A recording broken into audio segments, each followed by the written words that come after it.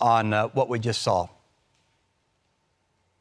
Well, this is a very historic day, and as we saw, Trump gathered dozens of young athletes, girls and women that have been competing, including Riley Gaines, who had to compete against biological male Leah Thomas. And really, this is about restoring common sense. It's about restoring fairness in women's sports. And sadly, over the last few years, we've seen hundreds of women and girls lose out to biological males in sports. And it's all about restoring fairness. And it doesn't mean that, trans athletes aren't able to compete in sports. They absolutely are. Some sports have open categories.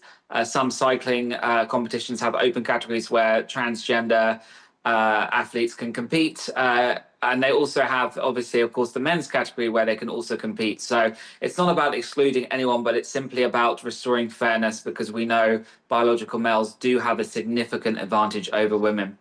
Let's talk about that a second, Ollie, because something that the president pointed out is, and these are numbers that he gave us, there have been 11,000 competitions in which biological men competed against women, of which 3,500 of those, the transgender athlete won the competition. But he specifically pointed out a few things. For example, there was a bike race, he said, in which a biological man beat the nearest, the best female competitor, I guess you could say, by 5.5 hours in a bike race. And then there was a powerlifting competition in which a biological man outperformed a woman by 440 pounds. Help me unpack that. You mentioned kind of level the playing field and making it fair, but also, isn't part of this to make it safe?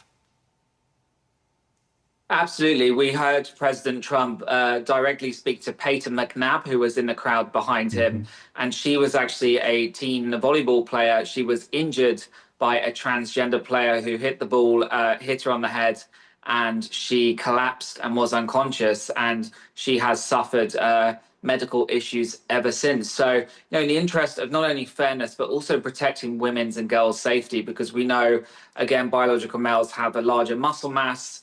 They have a larger strength. We know that they've won many competitions over women. And, the fact that Peyton McNabb had to go through that when it was entirely preventable, as President Trump said, is incredibly wrong.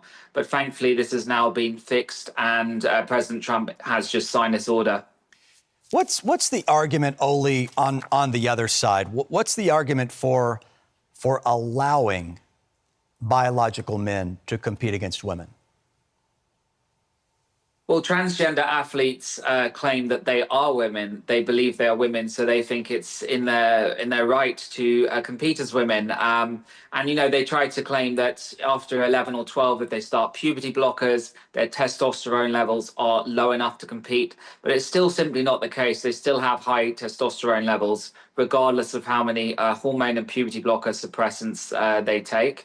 So that is the argument they make. And there have been sporting bodies like the World Aquatics Organization, which did create a transgender category in the interest of fairness. However, not a single trans swimmer signed up to join it. So they actually had to cancel the category because nobody wanted to join it. So the problem is that trans athletes believe they're women, believe they're entitled to compete in women's sports. But as studies show that regardless of taking puberty blockers, even from a young age, that they still have abnormally high testosterone levels and therefore have an advantage over women. Tell us about your journey, Ollie. What